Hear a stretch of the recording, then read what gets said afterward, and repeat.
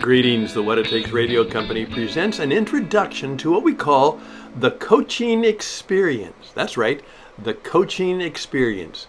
And it's all about helping you, that's right, helping you to be a world-class business performance coach. So in partnership with one of my students and friends, Paul and I are creating a coaching experience for you on how to be a world-class business performance coach.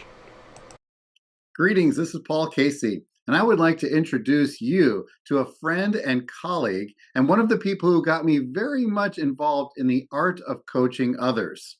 Stan Husted is a longtime business performance coach, and in some ways, one of the pioneers in the coaching movement. We have decided to come together to offer enhanced coaching services to you, and at the same time, to use Stan's skills in writing and performing to challenge you to be able to become a coach yourself. One of the ways you do that is to declare yourself to be your first client. So we will be coaching you so that you can coach others. The following are 3 videos. In the first, Stan tells the story of how his life took a terrible turn and how that turn turned him into a worldwide coach. In the second video, he shares one of the key principles that he learned and is vital for all of us. He will challenge us to become one of the successful, select 3% of the population who have the purpose, the poise, the plan, and the power to achieve their aspirations and their goals. And in the final video, Stan will give you one of the key secrets to success. And that is not just about what you say and do, but about your state of mind and how you not only do the work of the coach, but you also become the very person of a world-class performance coach. So here's Stan. I thank you, Paul, and I'm grateful to be here.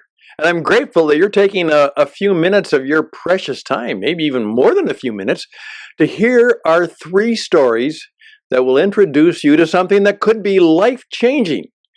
In effect, you've probably heard about the idea of being a coach. Maybe you've even had a coach. And perhaps that's one of the reasons you're saying, well, I think I'd like to be a coach. And those of you who haven't been a coach have said, I wonder if I could perhaps find a coach or use a coach. Well, what is this coaching stuff all about anyhow? And some of you who are simply just curious because you say, well, this wouldn't affect me, but do you want to be a leader? Do you want to be a powerful and effective and a change-making leader? Well, then I have news for you. If that's what you want to be, you may not be a formal coach, but you're going to have to learn how to use the coaching in your management and in your leadership. It's going to have to be part of who you are and what you do if you want to be successful working in the 21st century. And as you see, this is being brought to you by What It Takes Radio, which is my company, a podcasting and publishing company. And I leave the microphone right there to help you understand that into the world that's coming, the world that's here right now, you're also going to have to learn how to use the multimedia, the radio, the podcast, the video, the television. You're going to have to learn how to be what we call a performance leader and indeed a performance coach. And that's what this is all about. How to be a world-class performance coach. Perhaps in your organization, but it is in the business both of life and of work. How to be a world-class business performance coach. I'm going to tell you 3 stories. 3 stories because storytelling is really the only effective means of communication. And if you're going to be a good coach, you're going to have to be a good storyteller.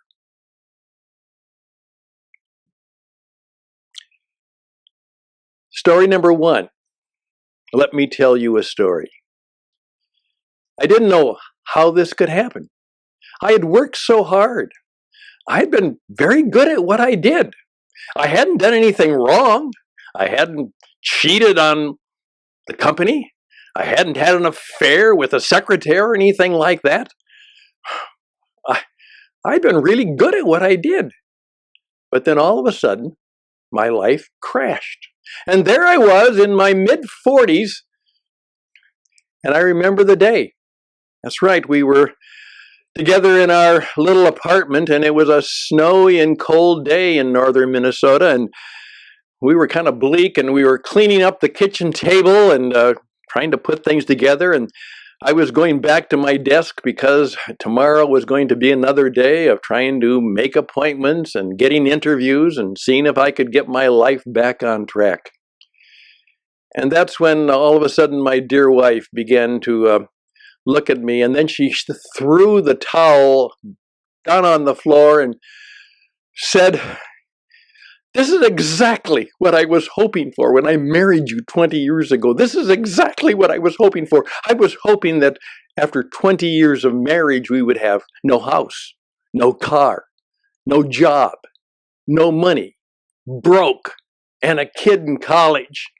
That's exactly what I was hoping for." And then her sarcasm turned to sobbing and tears, and she left the apartment. She did come back, but even telling you that story, I can still feel a little bit of how I felt. I was a failure. There I was. And the people who I loved the most thought of me as a failure. Well, I had to start over. And what was I going to do? Well, I didn't know what to do. I was obviously just trying to find a job. Then I was trying to find work. And then I would just try to find a way to make an extra buck from time to time. Yeah, that's where I was. And then all of a sudden it hit me. Why did this happen? Why did this happen to me? And then I realized I have to learn what it might be like, what it would take to actually be successful, because nobody had ever really taught me. I mean, I had gone to a good school, a good college and university, but, I learned a lot of stuff, but here it was that one of the chief things in my life about how to be successful in life and business, nobody had ever taught me a class or a course or coached me or mentored me in anything about being successful in the marketplace. And so I was determined that I was going to do something about that. I was going to try and find out, what does it take to truly be successful in the world today? And so that's what I tried to do.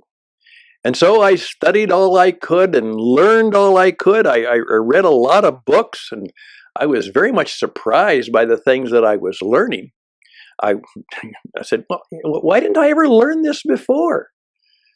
Why didn't someone ever teach me this before? I mean, I paid good money for a good education, but here are the things that I'm learning from successful people and people who've studied success in the past, and they've written books and done audio programs and video programs, and all of a sudden I'm discovering things about how to be successful in life that I had never learned before.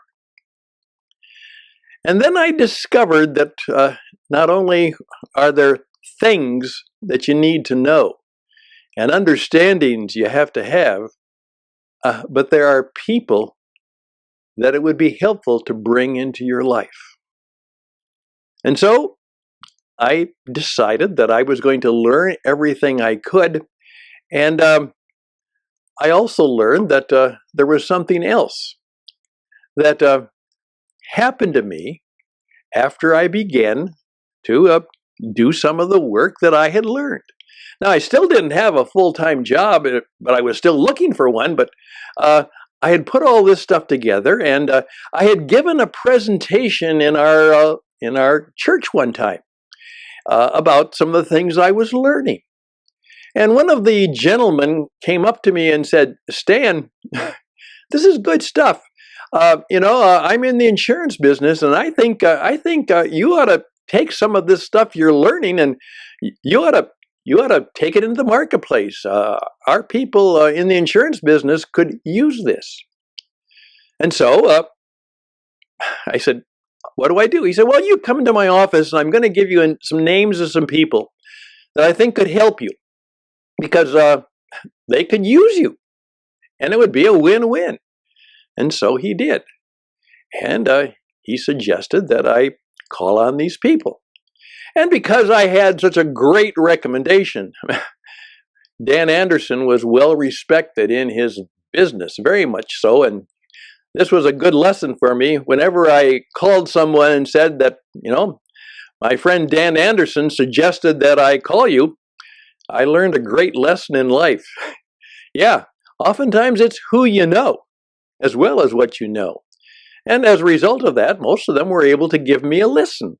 And that was a good lesson. And one of them, a young woman who was just kind of redoing her business, liked me and said, "You know what? I'm going to have you give that seminar to some of my clients and to some of the people that are working with me." And that's what I did. And I called it "How to Press Toward the Mark," how you can make your mark in life. And it went very well. And she particularly was taking a lot of notes on it. And then afterward, I was just so pleased. It went well. And she said, "Come into my office." I said, "Okay." And she said, "This was really good." She said, "Stan, you told your story and you're on the way back. And this is something you ought to teach others." She said, "But you know what? I don't like seminars. Seminars are a waste of time. I don't like them. There's going to be some people who ask stupid questions, and they'll talk about things that I'm not interested in. I don't want to go to a seminar, but you know what? I'm going to pay you. I'm going to get the money, and I'm going to pay you that every week you're going to come in and you're going to teach this stuff to me, just you and me, in my office." Okay. And that's what we began to do. And about the fourth or fifth time, all of a sudden, she looked at me and said, "You know what? I know what you are. I know what you are. You're one of those people they now call a business coach. That's right. You're a business coach." I had never even heard that term before. That kind of dates me, but it was a brand new idea. And all of a sudden I said, "Okay, that's what I'll do. I'll be a business coach." Later on, I learned some things about that, so more and more I decided that it wasn't that I was a life coach, and it wasn't that I was just simply an idea coach. I had to be helpful in people's life, certainly, but in their business especially.